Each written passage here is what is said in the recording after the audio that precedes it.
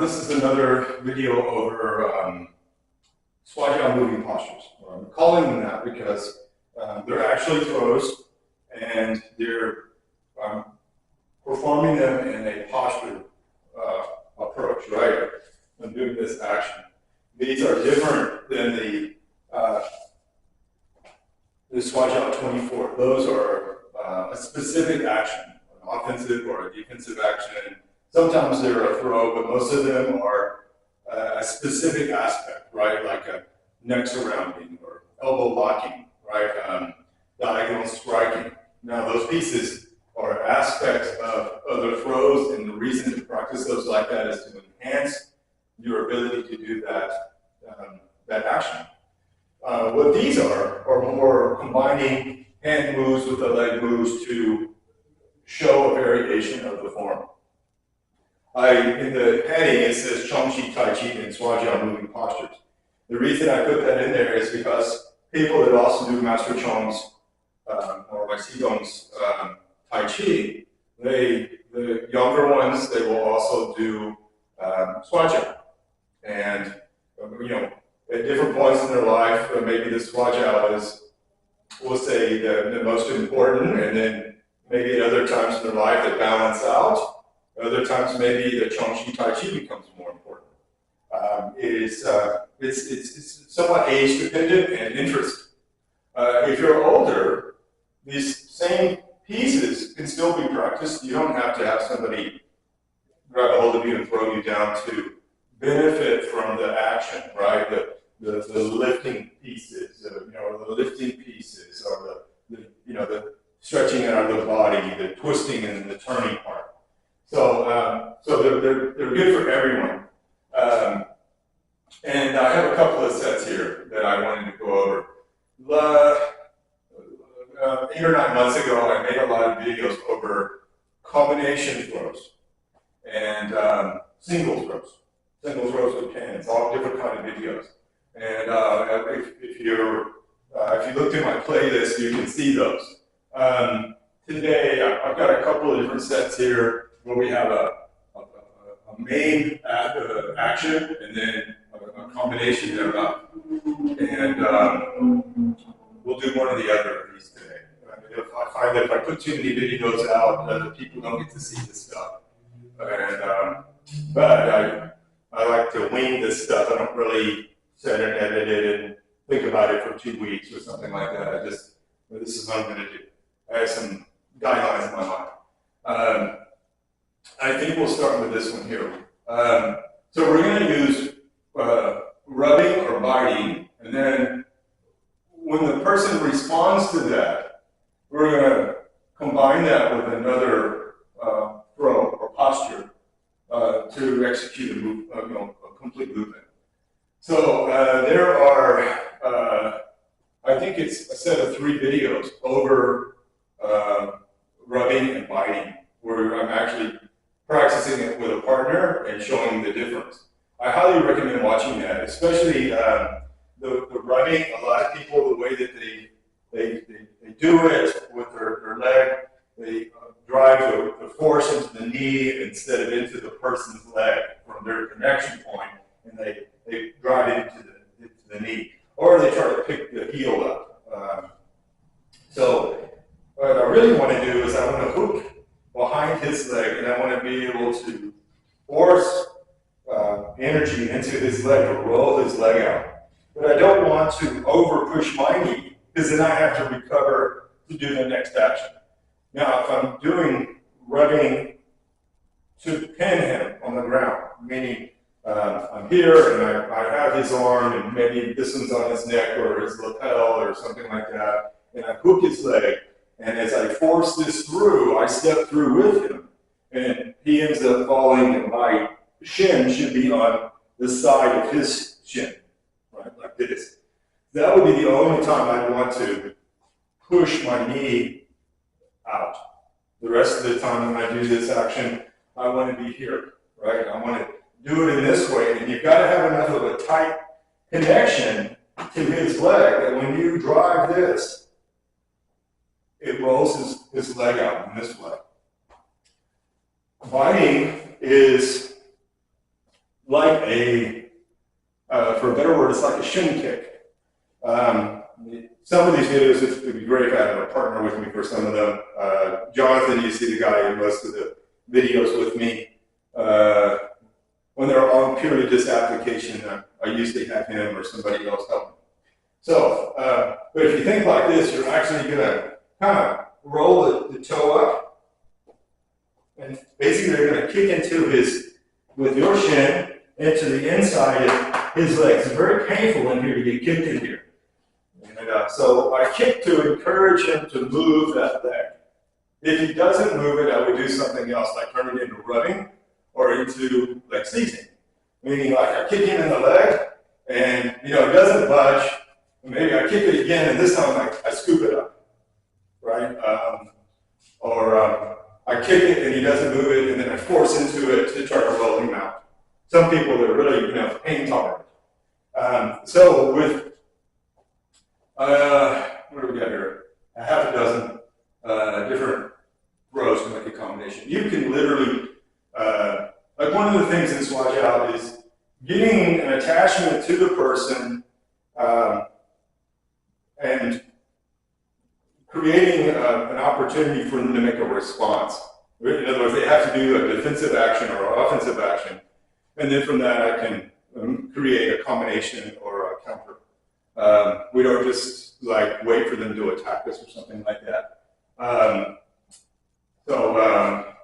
That being said, you could, anytime where you're trying to get an attachment, you should be using the legs to attack his lower legs, right? This is his foundation. If I can get to where he's stepping or he's thinking about his feet, and it provides me with more opportunities. So these two movements are great, and there's other movements like this to, we'll say, stimulate him to do something so that I can take advantage. So I'm going to just do these somewhat interchangeably. I'm probably not going to do the rubbing much. I'm going to do the biting because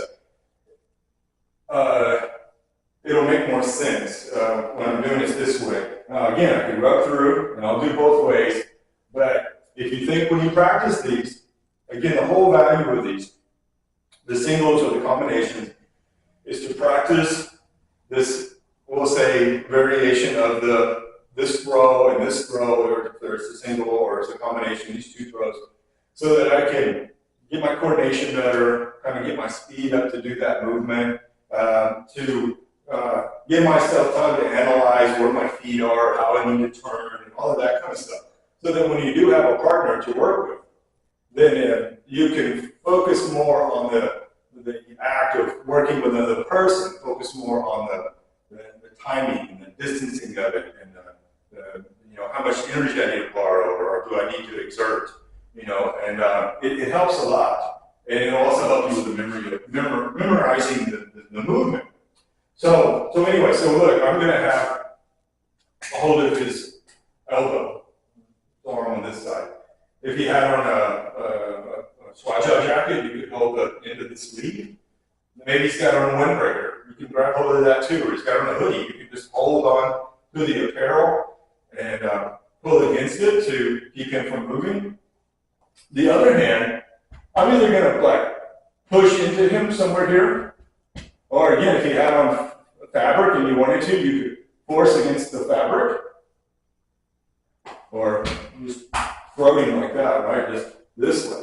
And then look, I'm going to take that foot, and this is, you practice this onto itself. Just shuffle up and hook. Shuffle up, hook. Shuffle up, hook. Shuffle up, hook. If I want to do it with the biting, I do the same thing. I'm going to make this shuffle step, and then kick, kick, kick. And you can practice that as an individual piece onto itself. And any of these other throws that I'm going to combine it to, you can too. So we're going to do the first one we're going to do is leg seizing.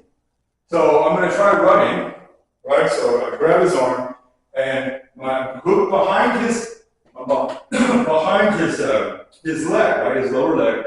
And as I go to push, and I start to roll his leg out, and he takes the weight off, I grab his other leg, and I toss him away. Now you can turn it into a triple action.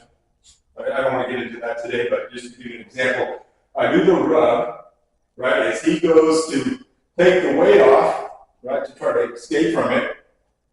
I capture his leg, and then from here, I can easily interhook him and push him down this way. If I was doing it on the outside, right, I'm on the outside of his arm, and I'm controlling him, and I've got my hand, I'm pushing into him, and I'm using the rub, and as he goes to escape it, I capture it, and I do interleg block. This is an example. And that's a great setup to practice. So again, the leg seizing. So I go to rub, he goes to pull it free, I'm going to release the arm, I push, I grab the leg, and then I'm going to throw my leg out as far as I can and keep my stability, and I'm going to push in the bottom of his foot and send him away. That. If I did it like this, here, I go to rub, I capture, and I push it away.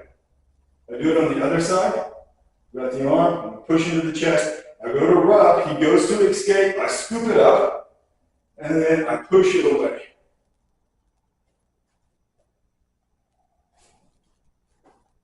With the hook.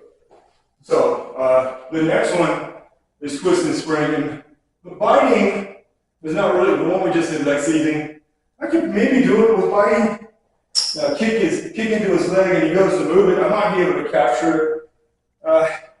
But probably not the best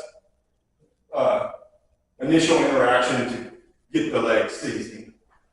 So twist and spring, I can do rubbing or biting easily for both of them.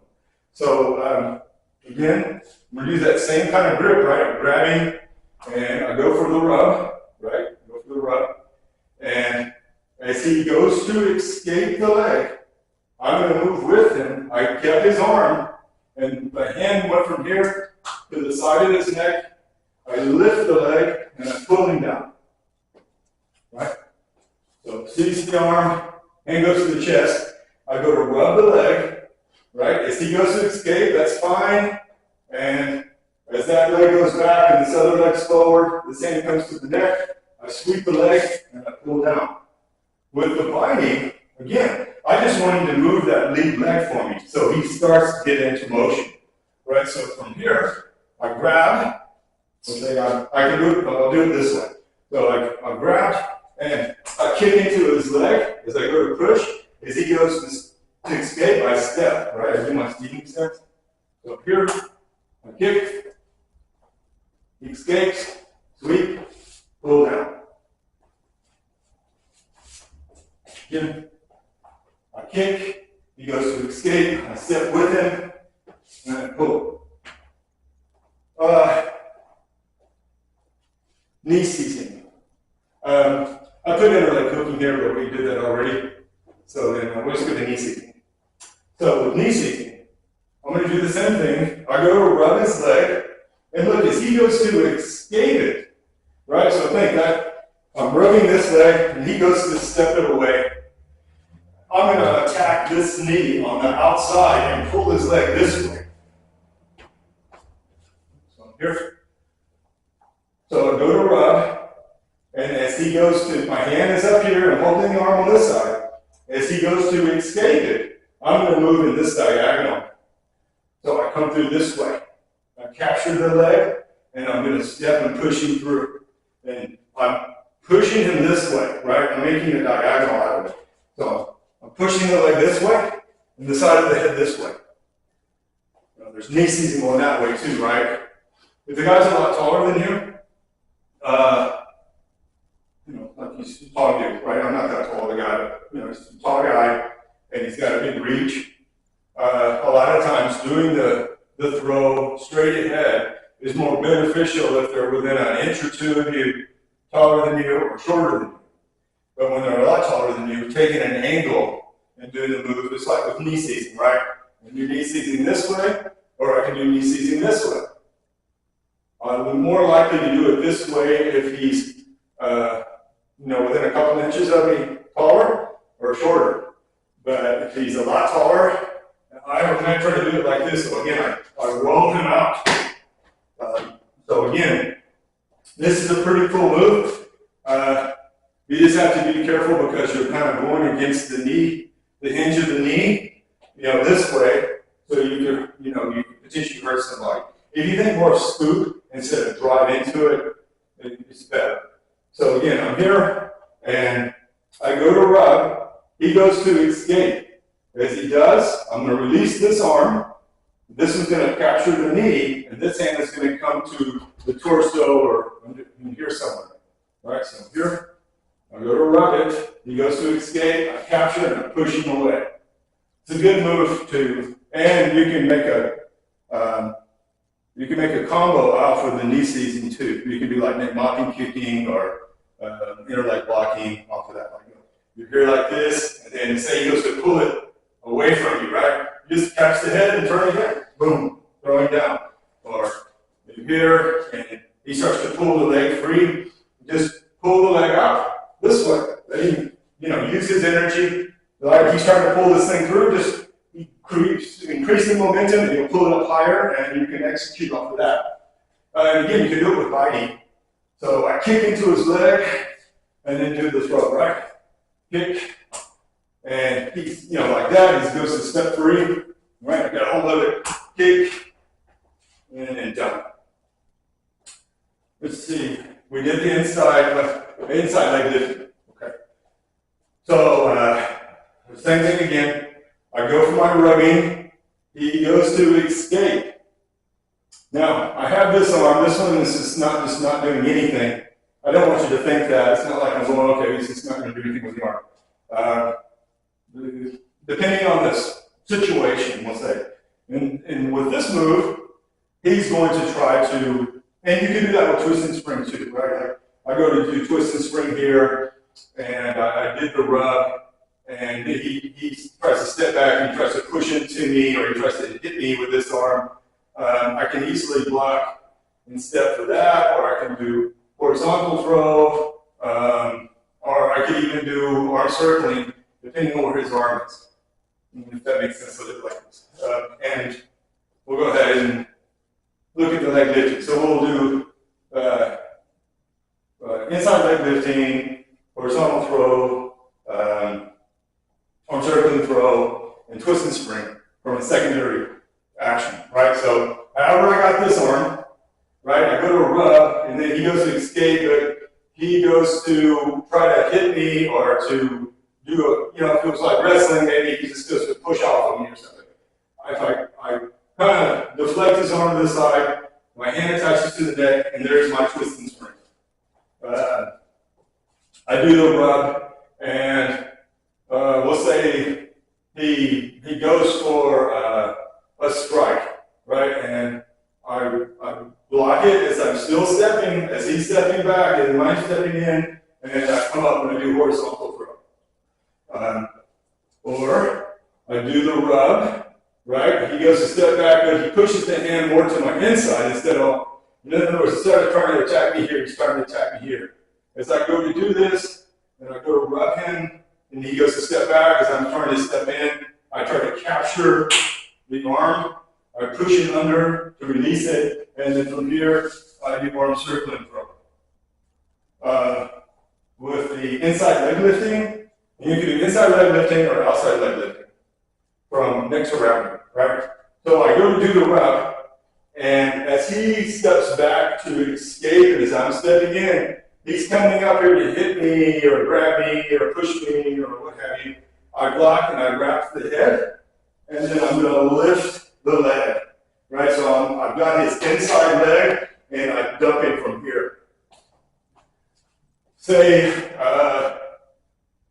I get that, but he steps again, and then he's on the outside, right? So I rub this leg, and he steps back, and as I'm doing this, he takes another step, and this leg is forward, right? So I go to rub, he steps back enough that this foot is the lead now. As I go to, and he goes to attack, I block it, and as I go for this leg, he steps back, and then from here, I would probably trip the outside leg and do a tripping, or downward blocking, or leg lifting.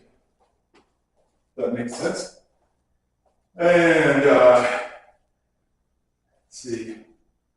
I don't know. I guess that's pretty good. I guess my whole point is that when you're working with this stuff, like the videos that I made 8 or 9 months ago over single throws, combination throws that I did with Jonathan, right, where we're applying it and you're seeing the movements. I should have probably made these first. And at the time, I wasn't ready to release a bunch of the Chang Tai Chi stuff that you see me putting out right now. So anyway, if you think like this, if I do these singles, even if it's this row, right? Or I do this the kick. Right? Or I do it with any of those combinations. There's a couple more in here. But anyway, it's not just to dream something up in your mind. It's either something that you've seen or you've worked on or your teacher has shared with you, and then you take and you drill those things, right? Just like like a couple of these, like leg season, right? Leg season. Twist and spring. Right? If I practice them like this, my coordination will get better, I can get more speed out of it, I can get more power out of it, I understand it better, and then when I'm practicing with a partner, it really helps out a lot to help me. I don't have to, I'm already pretty fluid with these things. Now I just need to worry about the partners. Me borrowing force on him, me executing force on him, his speed, I gotta judge that, the timing of it, all of that stuff. It gives me more time to process that stuff in my mind. So that if you went to a competition, anything we can do to enhance ourselves. Also too, so there's singles and then there's combinations that I'm trying to share this way that people could do this, and I highly recommend it. And then all of this culminates also into a big auxiliary form that's got like 88 different throws all attached together. And really helps out to that athleticism, that we need to do Shuai Chiao, and if you're doing Chang Tai Chi at a younger age, you still need that athleticism. You need that leg strength, you need that the flexibility, that range of motion, all of those things. And if you're a competitor, anything to give you an additional edge or something else that you can train is really, really a good idea. So anyway, so that's running and biting. Like I said, if you go through my playlist, there is 3 videos that I did with Zach. Zach teaches in Pflugerville, which is close to Round Rock in Austin, that area. He came here, I guess that was last fall, somewhere around there. Anyway, and we made a set of videos over running and biting. And I think also we did there's rows that are combined into combinations and that. So I recommend watching those. And then go back through my other videos where I'm doing a lot of stuff with Jonathan, where we're doing single throws with hands, setups to throws, all of that stuff, and then also combinations. And a lot of content there. I just put it out so much so quick, and I don't really have a lot of subscribers. So difficult to see the material, and I don't try to do anything I don't try to promote any of this stuff, not because I don't want to, it's just I'm hoping organically over a period of time I'll get more people that will watch my content, but there's a lot there. So anyway, I hope you liked the video, and if you would, subscribe. If you haven't, if you've seen a couple of videos and you may like the practicality of my stuff, and if you like any of the videos, please give me a thumbs up. So thank you. If you have any questions about any of this, you can always find me on Facebook through Messenger or email or even through phone. Thank you. You have a great day.